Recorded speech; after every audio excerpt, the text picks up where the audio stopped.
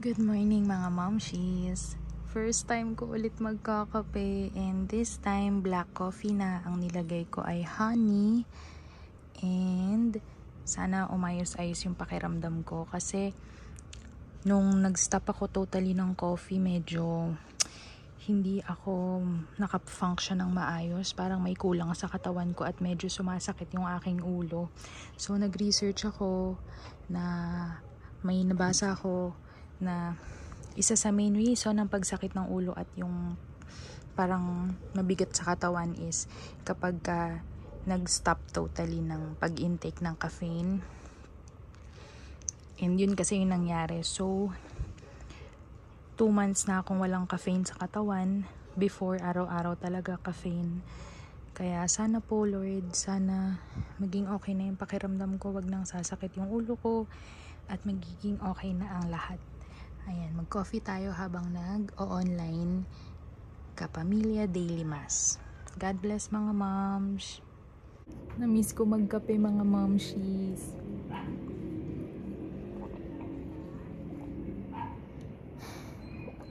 Although, before, coffee ko brown yung paborito ko talaga. Hindi makukumpleto yung araw ko pag wala akong coffee ko brown. Feeling ko ang bilis kong mapagod pag di ako nakakapagkape sa umaga. So, hopefully, maging okay na ang lahat. At ang ginamit ko nga palang sugar dito, yung honey. So, black coffee lang siya. Purong Nescafe black. And walang creamer. And honey. So, God bless mga mamshi. Mag-online mas lang ako. Nga pala si Prime. Update kay Prime. Ay nilagnat siya.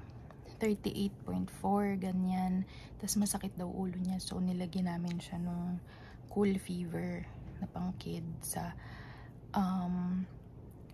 ayun, mamaya bibilhan namin siya ng gamot na yung antibiotic kasi sabi nung pedya niya nung nagpa-check up kami, kapag nilagnat daw is bibilhin namin yung isa niya na nireseta na antibiotic. So, hopefully, wala naman na siya masyadong sipon. Yung ubo niya, pasulpot-sulpot, meron pang konting plema. Continuous pa yung gamot niya sa sipon, sa ubo, tapos mamaya madadagdagan ng antibiotic. Hopefully, hindi nalagnatin si Prime and yun, gagaling na siya. Yung uso din yung sakit kasi yung mga classmates niya din, nilagnat din daw and inubo. So, ayun, pagaling ha mga kids. Kain. Cellphone ko dyan, ano? Prime, pasok ka na? Brush dog, wait lang. What's this? Is it yummy? You could have a tea party or do a jigsaw puzzle. We've already played with those things, Mummy. What about your marble run? Where are you going? We're going to buy egg. Going to buy egg. Good morning, everyone.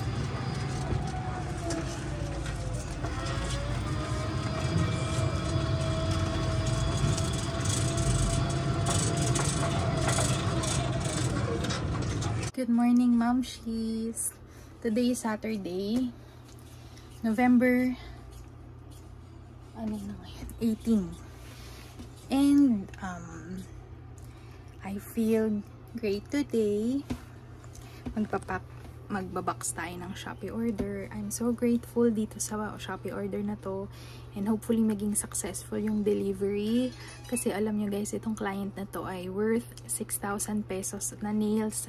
Ang in-order niya, iba't ibang design. And nag-upgrade siya sa 24 pieces kada set ng nails. So, thank you very much sa'yo sa umorder sa amin ng malaking amount. Sobrang helpful ito sa aming small business.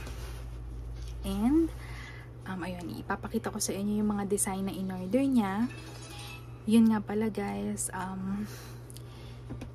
tumawag kami kahapon sa laboratory department sa ospital ng pinag-operahan ko.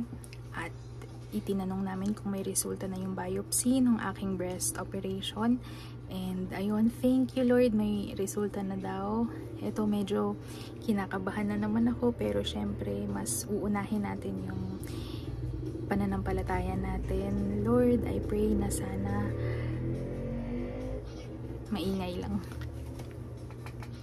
Lord, I pray na sana good news uli yung resulta ng biopsy, at sa pagbasa namin ng resulta ng biopsy, talagang ma-feel namin ang love mo po sa akin, sa amin, at magkaroon ako ng peace of mind, no signs of malignancy ang resulta ng biopsy ko. Lord, please, sana nagka-mastitis lang talaga ako, at yun, maging okay ang resulta ng biopsy ko. Thank you, Lord. Amen. Magsa-slight work lang ako ngayon. Alam nyo, matagal na rin akong hindi nakakapag-paint ng nails, and ang nagagawa ko nga lang based sa mga sinishare ko sa inyo mga moms is yung pagbabox ng nails. Hi daw. Hi. How are you, everyone? Kasi today nakaschedule yung pick up nitong Shopee order. And thankful ako kay Kim sa aking nail artist, kasi siya ang ginaguide ko gumawa ng nails. Dahil hindi pa nga ako makagawa. So, yun. Hopefully makapag-general cleaning kami. Tuloy-tuloy na yung paghilom ng opera ko. At makapaglinis kami dito sa kwarto para mas maaliwalas. So, pakita ko sa inyo yung orders niya. Ang gaganda ng kanyang piniling design. And alam nyo ba, talagang nabawasan ako ng timbang. Dati kasi 70, naglalaro sa 74, 75 yung weight ko. Ngayon ay nasa minsan 65 na lang, ganun. So ang laki din ng nabawas, kasi mga moms, ang diet ko, kung nakikita nyo sa mga videos, ay gulay lang talaga. Hindi ako nagkakarne. Kung nakakatikiman ako ng karne nung mga nakaraan, sobrang kagat lang, as in maliit lang. Pag gusto ko lang tikman, pag karne yung ulam nila, pao. Tapos ako, puro gulay lang talaga. Leafy vegetables, broccoli, mga pechay, ganyan, repolyo. Umaga, tanghali, gabi yan, gulay, tapos isda. Yun talaga yung diet ko. Tapos carrot juice, prutas, orange, apple, and grapes, ayan. Tapos nag-start akong uminom ulit ng coffee nung 2 days ago, yung pinakita kong clip sa inyo. Yun, tapos and hopefully tuloy-tuloy na and maging okay na lahat. So ayun, pakita ko na sa inyo yung mga orders sa Shopee. Ayan mga moms, itong malaking box na to ay punong-puno ng magagandang nail design na kanyang pinili. Pakita ko sa inyo ha. Ayan, nail art. Itong may mga stones. Ayan. 1, 2, 3, 4, 5, 6, 7, 8, 9, 10, 11, and Hailey Bieber, bestseller yan, usong-uso. 12, 13, 15 nails ang kanyang in-order. Thank you very much. Thank you very much, sis. Ayan o, ang dami niyang order. Thank you. So, ibabox ko lang, tapos ready na to para i-pick up ni Shopee later.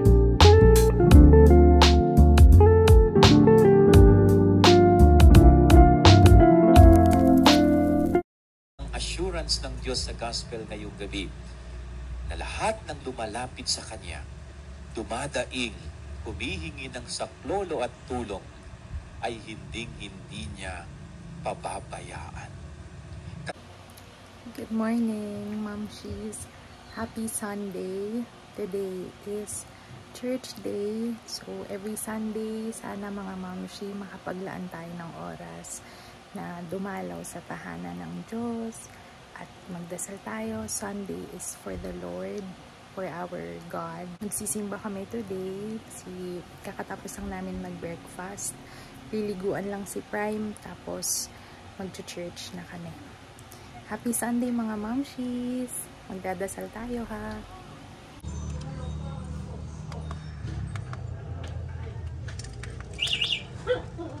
Hindi pala ako kumain. I unlocked it. Ano ba yan? Ba't pandesal ko ka? Ano?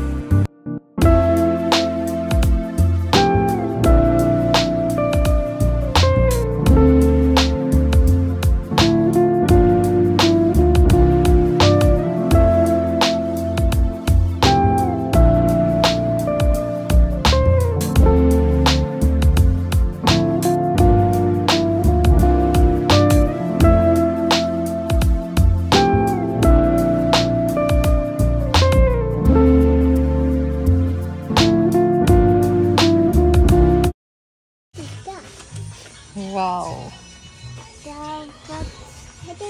I don't like. Okay, how about this? Because I know the eye.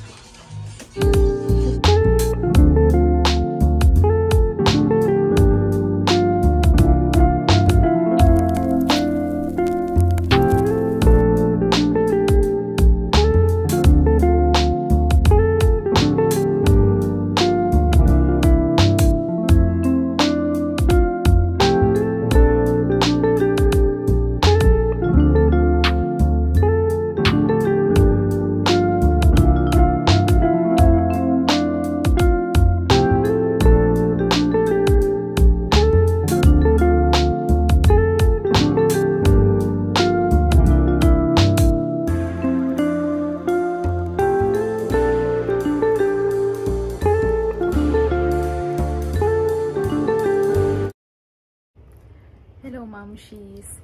Today Monday and punta uli kami sa ospital. Kukunin namin yung resulta ng biopsy ko nung operation. Medyo kinakabahan ako pero alam ko I am with the Lord. Hindi niya ako pababayaan today. At praying for good news today. Magiging maayos ang lahat at magkakaroon na ako ng peace of mind. Matatanggal na lahat ng worries ko at makakahinga na ng maluwag. Thank you, Lord. Amen. Please guide us today, Lord. Sabi nga, babalik. Babalik. Oo. Di ba hindi? Kaya ilalagay mo.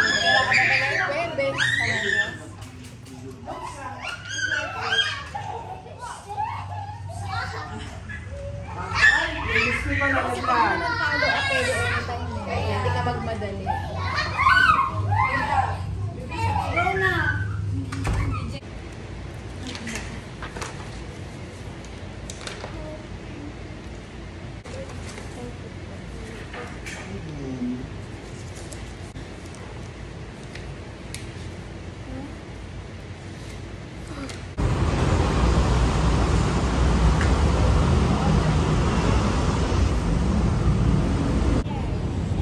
See? It's so big. Look, it has second floor.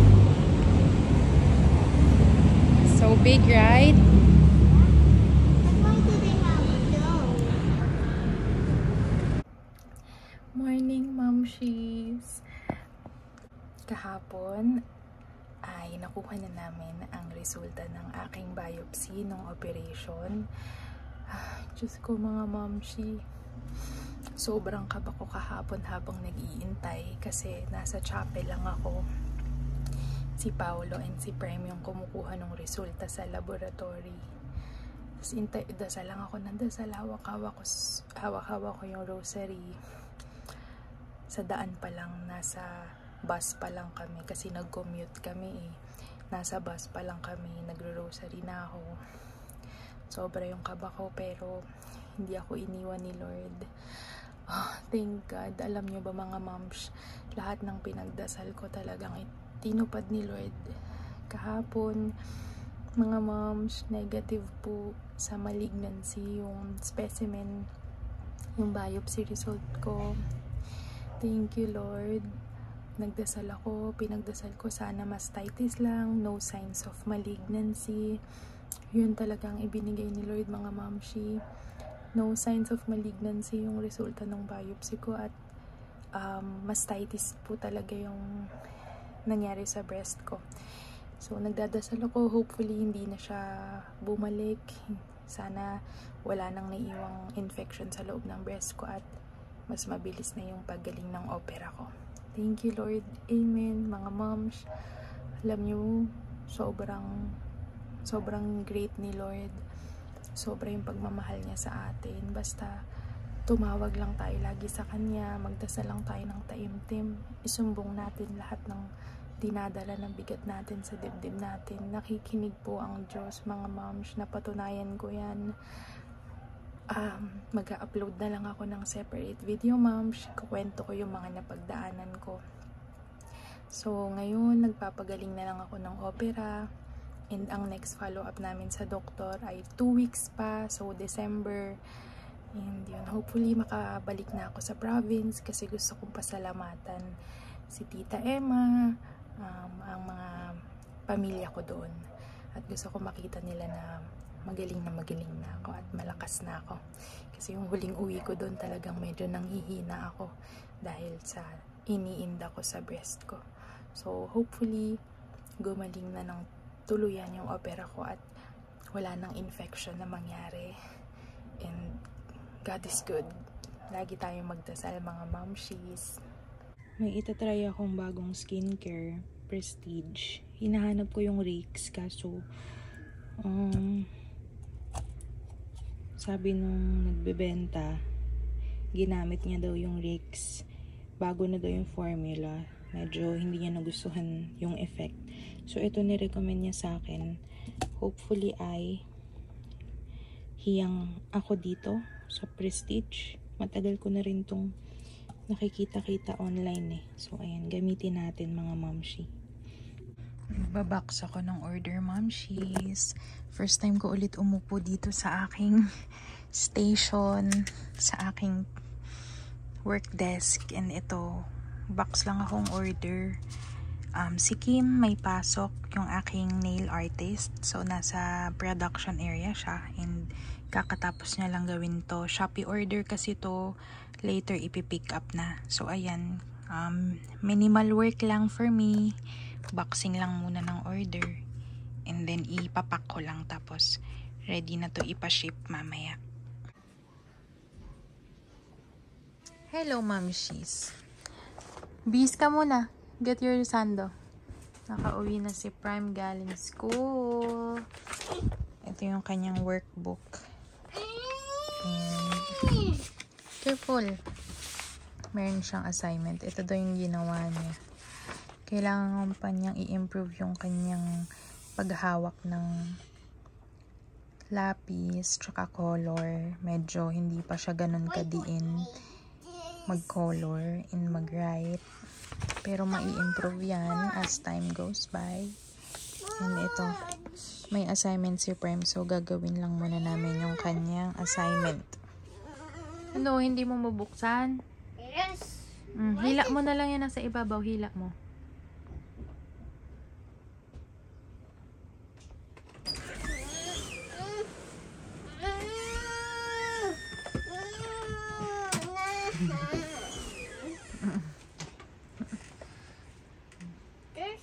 You can do it. You dikit it.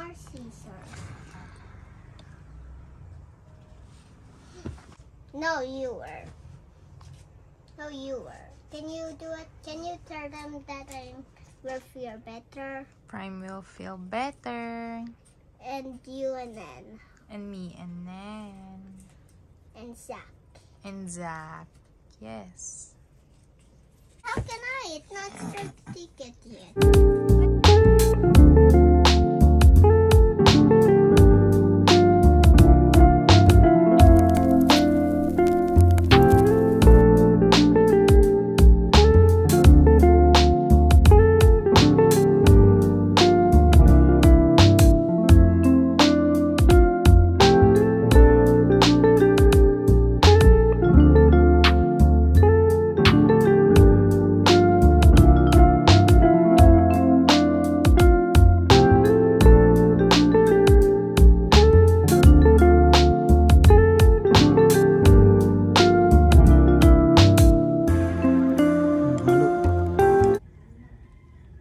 Kain tayo ng lunch.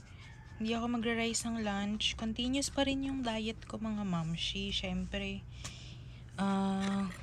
more on green, leafy vegetables pa rin, and isda. Ayan, talagang limit ang karne, of course. Kailangan pa rin nating alagaan yung health natin. Kukontinue ko na tong ganitong diet ko, mga moms. Prevention is better than cure talaga. So, ito, bangus, tsaka plain na lettuce.